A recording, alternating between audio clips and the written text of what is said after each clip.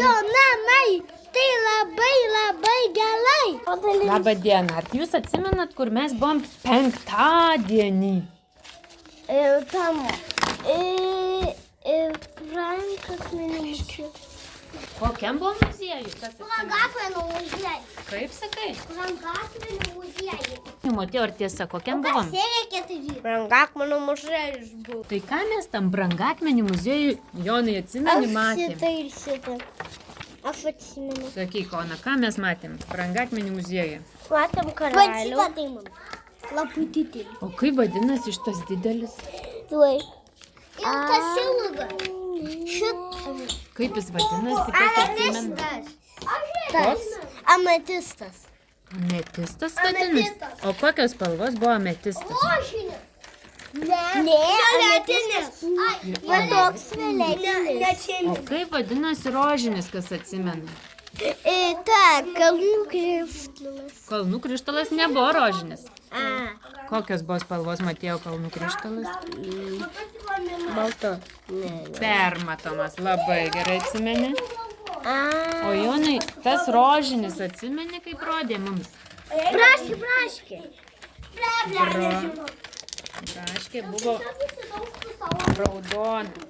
Tai aš neatsimenu, kaip vadinasi rožinis. Gal jūs atsimenat? Rožinis kvarcas. Rožinis kvarcas. Ne, raudonas. Ne, rožinis kvarcas. Va, šitas va, burbulinis toks, tai rožinis kvarcas vadinosi taip. O kas dar atsimena kitus spalvų, kaip vadino? Auksinis. Koks tas pavadinimas buvo, kur gelsvas? Citrinas. Citrinas, taip, Jonai, labai gerai. Aš kalbu apie tą auksinę. O kaip vadinosi tas? Neatsimenu. Papasako, kaip jis atrodė tada. Atrodė su atsiepas mane teimantai, va čia teimantai. O kaip vadinosi tas raudonas, kur braškė, sako Motiejus? Va čia. Tai Rubinas. Rubinas vadinosi. Čia bus tas juodas. O kaip Morijonas vadinosi tas juodas, Ona? Nežinau. Šitas va. Man atrodo Marijonas. Ne Marijonas, bet buvo Morijonas. Eisė, sotija yra Ona. Tikrai. Ir Jonas yra. Kur? Jonai, Marijonas yra tavo vardas Jonas. Ir mano vardas. Ir Ona. Tikrai. Gerai, tai viena Kur turim Ona piešti. parašyta? Ona. O čia žiūrėk dabar Jonas. Šitą. Ilgas sotis.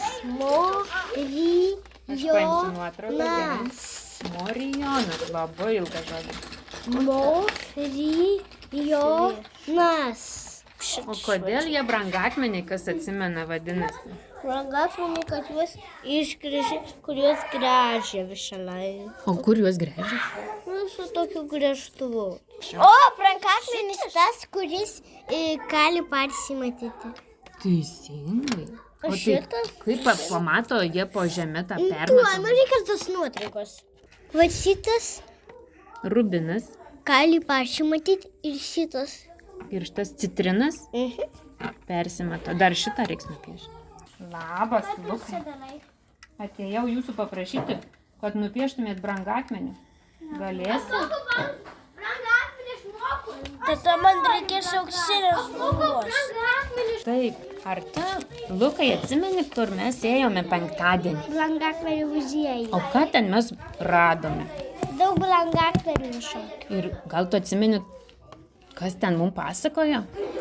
Brangakmenių yra ir citrina daug visokių. Kokių yra ten tų brangakmenių? Pavyzdžiui, citrina Kaip citrina toks, kokios spalvos?